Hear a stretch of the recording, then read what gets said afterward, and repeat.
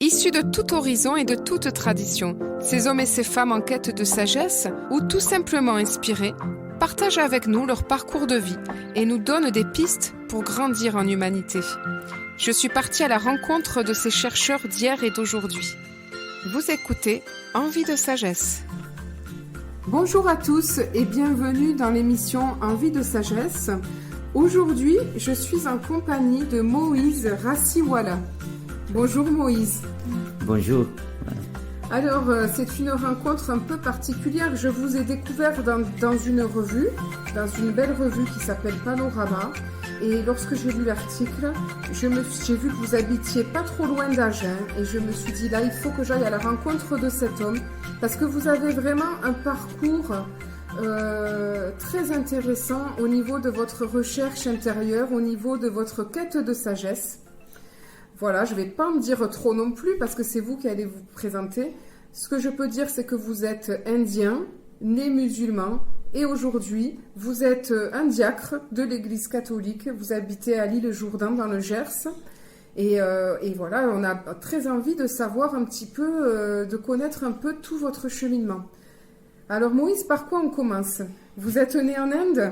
Oui, par exemple. Voilà, comme j'ai écrit dans l'article, je suis né dans une famille musulmane, chiite.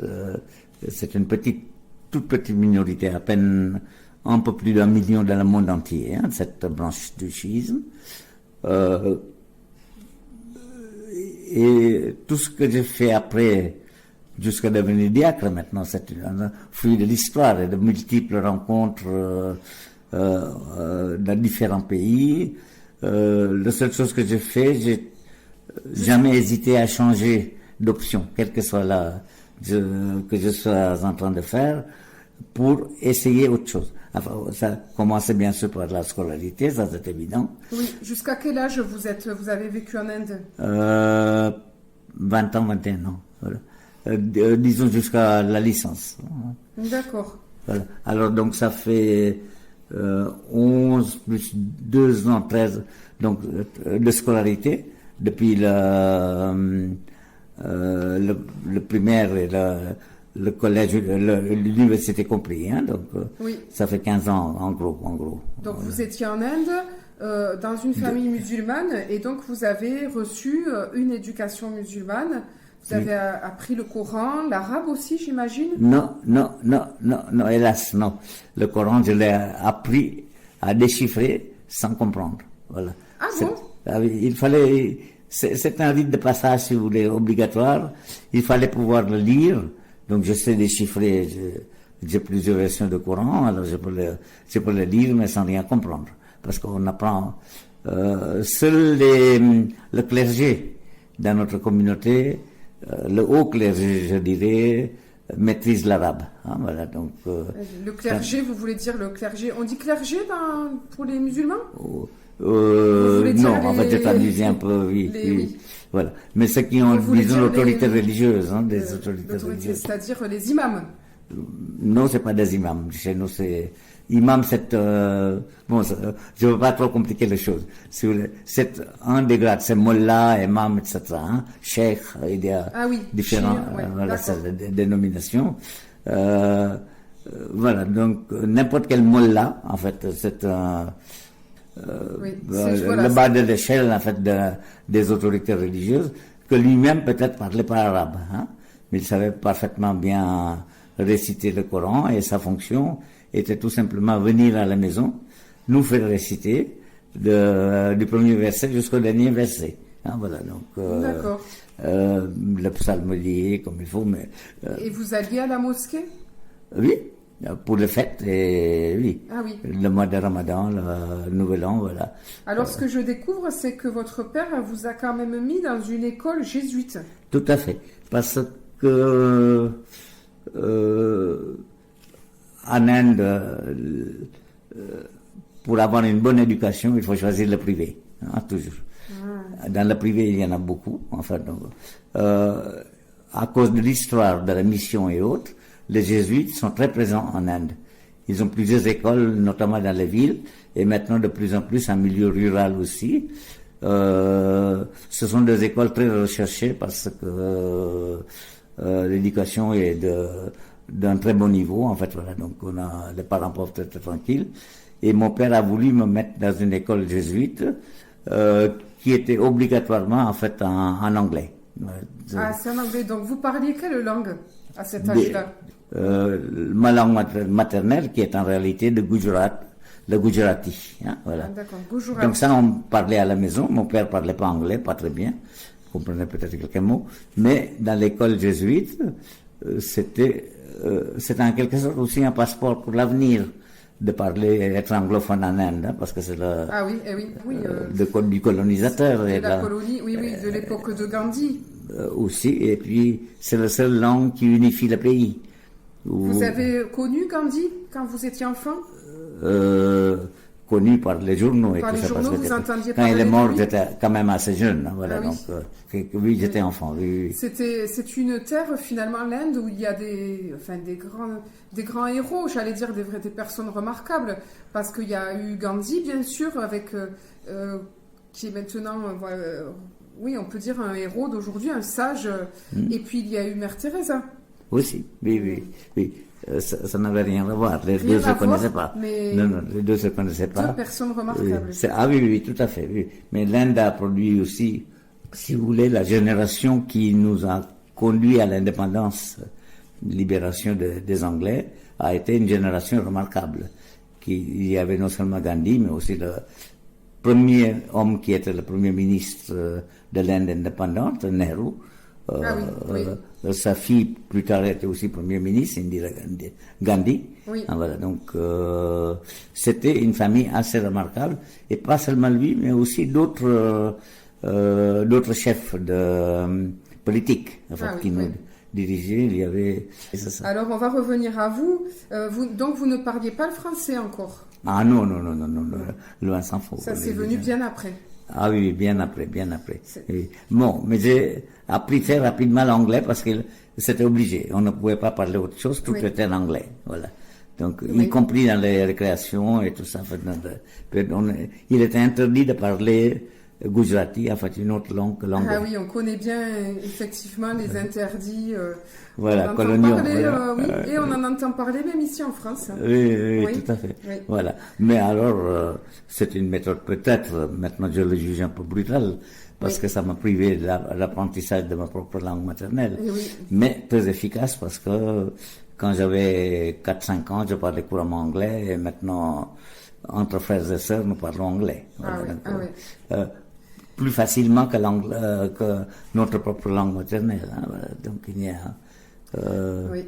Alors vous avez donc passé votre licence de physique et vous êtes parti pour l'Allemagne. Alors là maintenant encore l'apprentissage d'une nouvelle langue, bien sûr. Eh oui. Vous savez, j'avais plein d'esprit d'aventure. En fait, je n'y pensais même pas qu'il y avait une nouvelle langue à la clé. C'était plus la physique qui m'intéressait.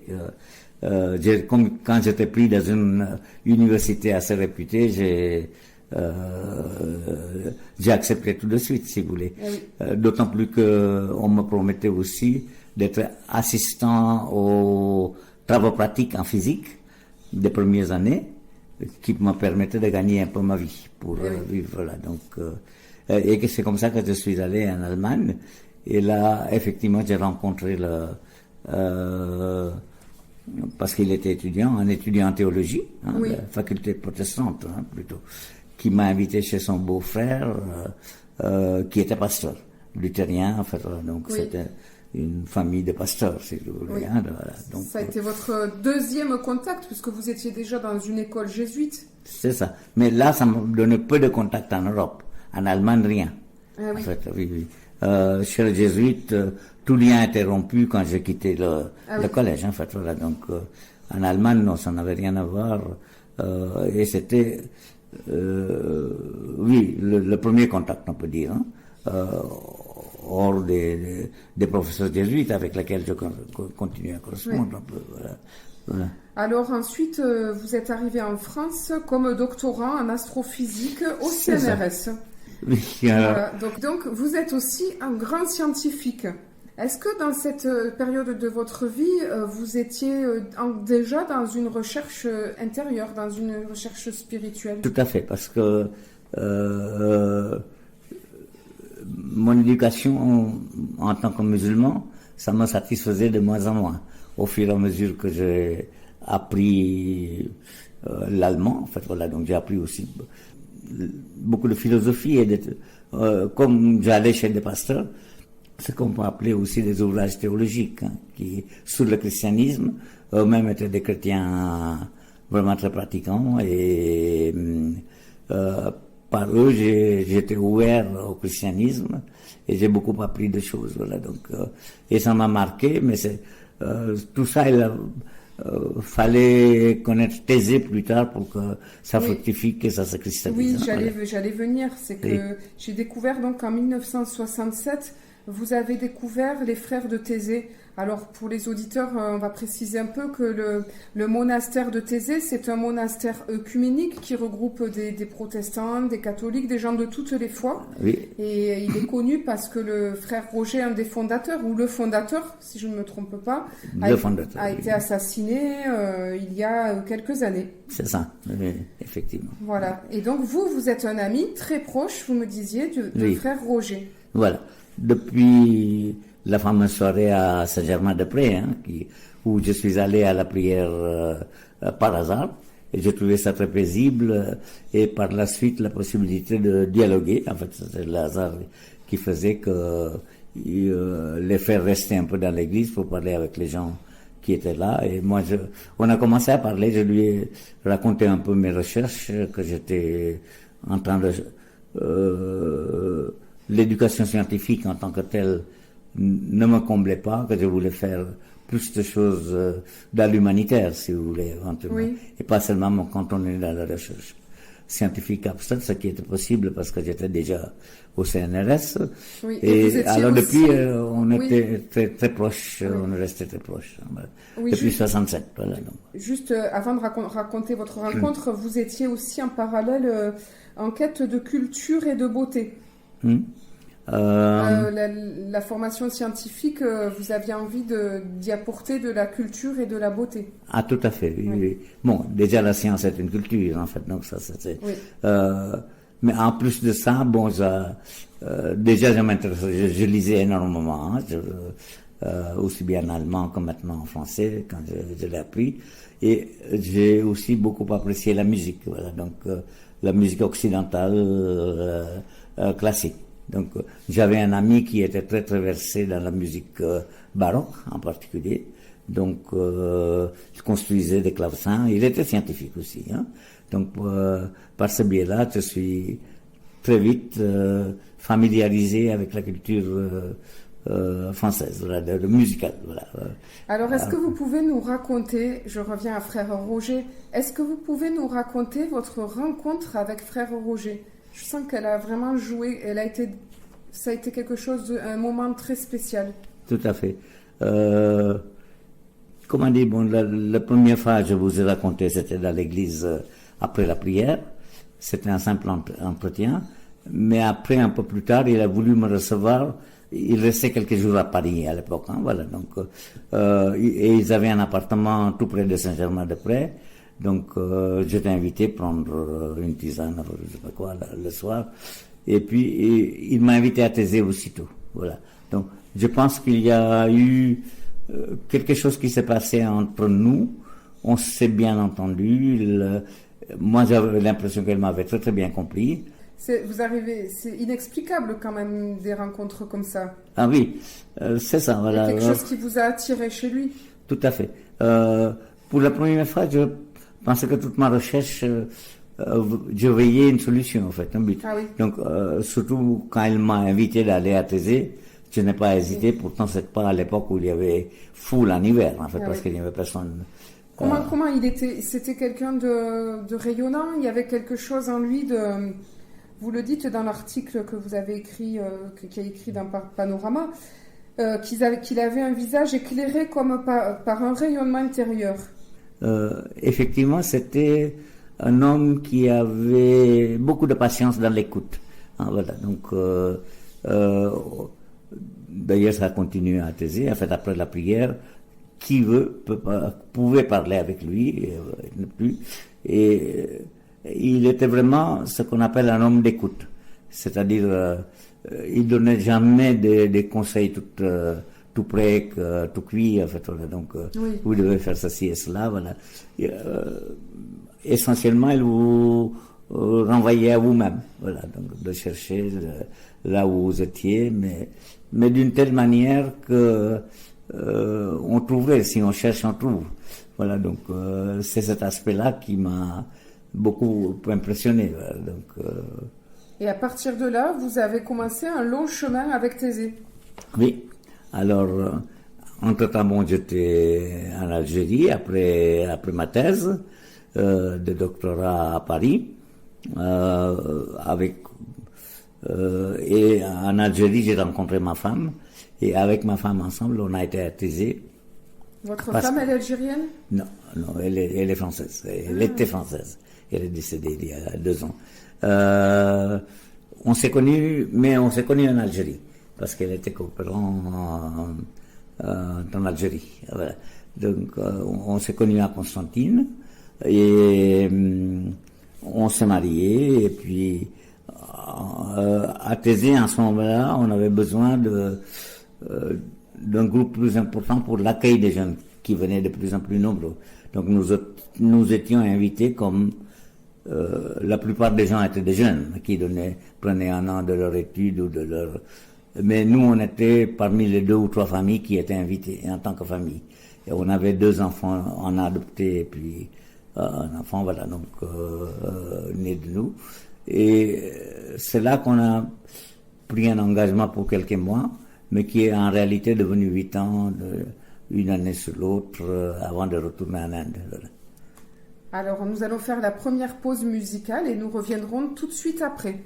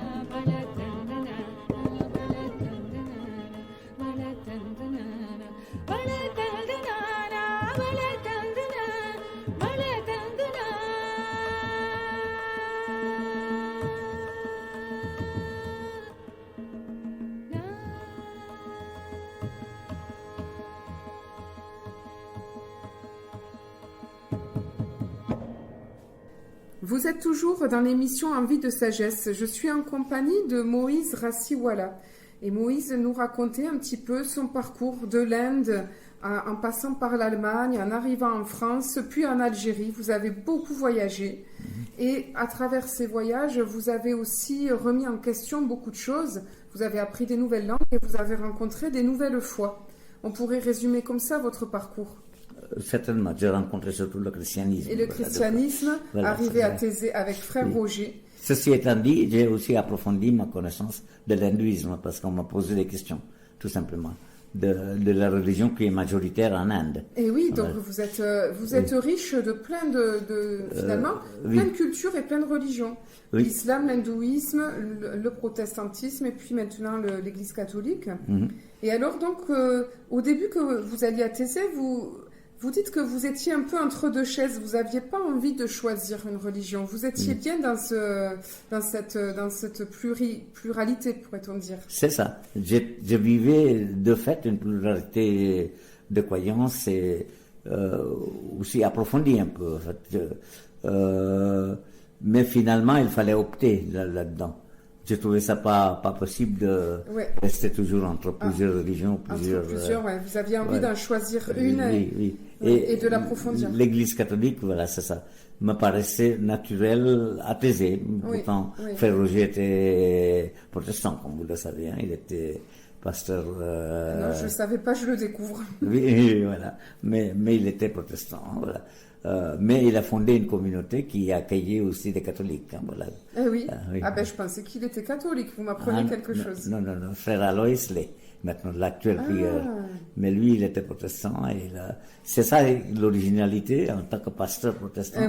Il a fondé une communauté qui accueillait des catholiques et aussi des orthodoxes. Voilà. C'est très visionnaire. Oui, c'est ça. Donc, lui, il était visionnaire. Il ne voyait pas l'Église divisée entre différentes. Et du coup, vous, dans cette pluralité de choix, qu'est-ce qui vous a donné envie de devenir finalement, de vous faire baptiser à l'Église catholique? C'est ça. Aujourd'hui, vous êtes diacre. Qu'est-ce que c'est qui vous a motivé? Voilà. C'est ça. Alors, il me semblait que je naviguais trop entre différentes religions. Oui, mais pourquoi vous n'avez pas choisi, par exemple, les protestants, les orthodoxes? C'est ça, voilà. Vous ne savez pas? Si, je le sais, en fait, l'intérieur, habitant Thésée, allant régulièrement aux offices, j'ai beaucoup médité dans quelle direction et là, quelque chose me disait, bien que ma femme était protestante, hein, voilà, donc ma belle famille est protestante aussi, que moi, il fallait de l'Église catholique, mon choix. Ah oui, ça vient d'au-delà de vous quelque part. De moi-même, d'une très grande profondeur que je ne saurais pas expliquer. Voilà. Donc,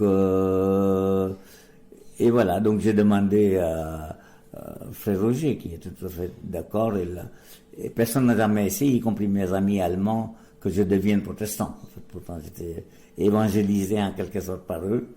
Mais ça, c'est un grand mystère. Hein. Et c'est une belle ouverture de la part de toutes ces personnes autour de vous qui vous ont laissé le choix total de où est-ce que vous avez envie d'aller. Là, j'ai la très grande chance. Ça commençait très tôt avec mon père, ma famille, hein, qui m'a laissé aussi beaucoup d'ouverture dans le choix des études.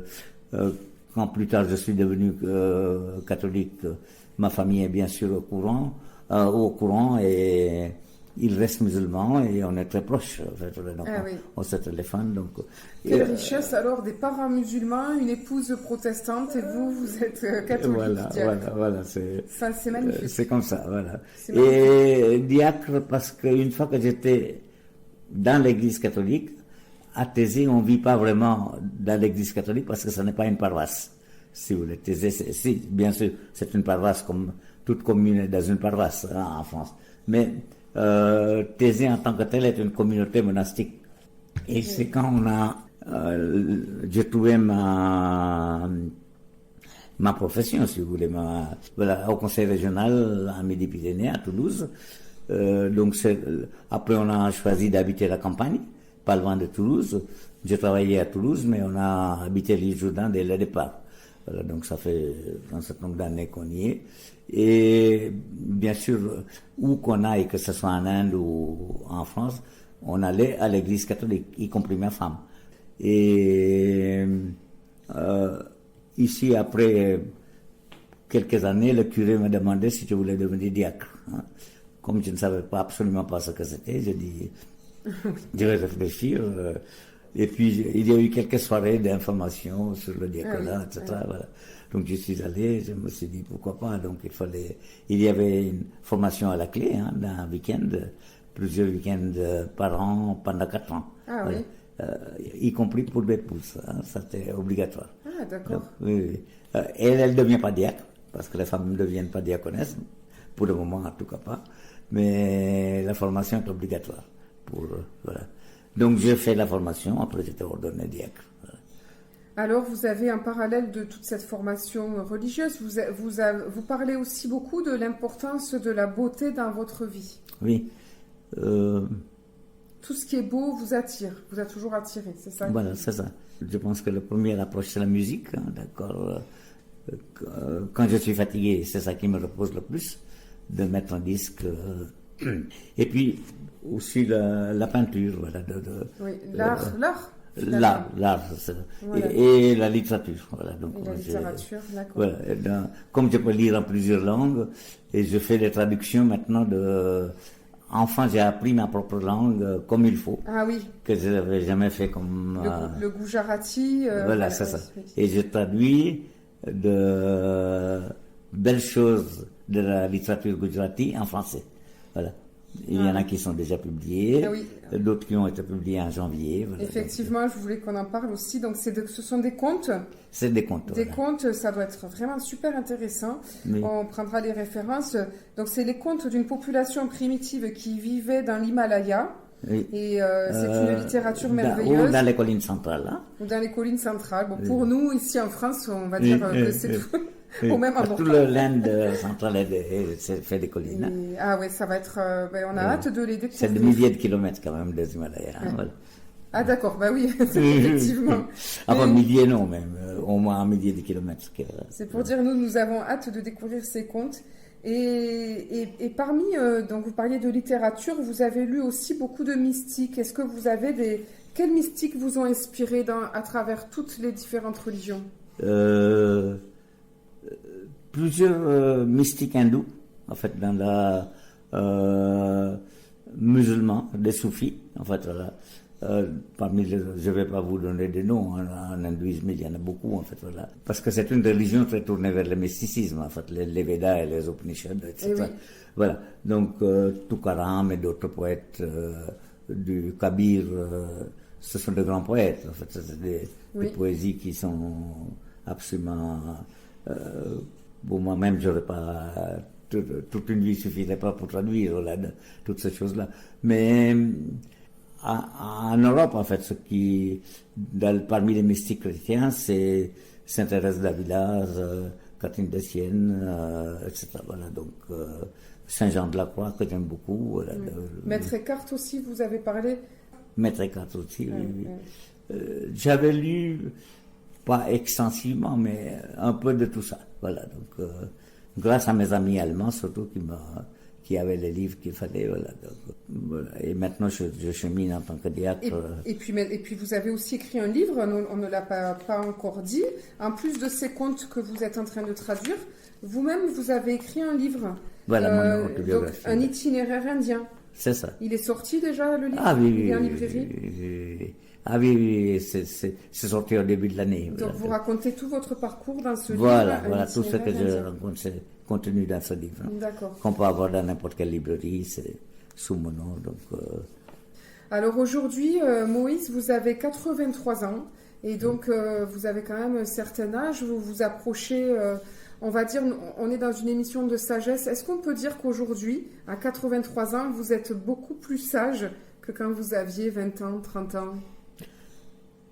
D'une certaine manière, à maturité, certainement. Hein, voilà. De pouvoir peser le pour et le contre, de faire des choix. Voilà, donc ça fait partie de la sagesse. Mais la vraie sagesse, je pense qu'on n'acquiert jamais. On n'acquiert jamais, c'est bien ça. vers la fin de sa vie, que peut-être qu'on peut prier pour la sagesse, voilà, mais c'est tout, on l'acquiert jamais. Voilà. Comment vous approchez la mort aujourd'hui? Très librement, sans absolument... J'ai perdu ma femme on a vécu plus de dizaines d'années ensemble, on était très unis en tant que couple, et ça m'a laissé un grand vide, et ma petite fille qui est aussi morte accidentellement à 20 ans, donc ça a laissé deux grands trous. Ah oui, c'est deux grandes épreuves. Oui, les photos sont là. Ah oui. Disons, depuis, j'ai plus tellement goût, malgré mes enfants, mes propres enfants.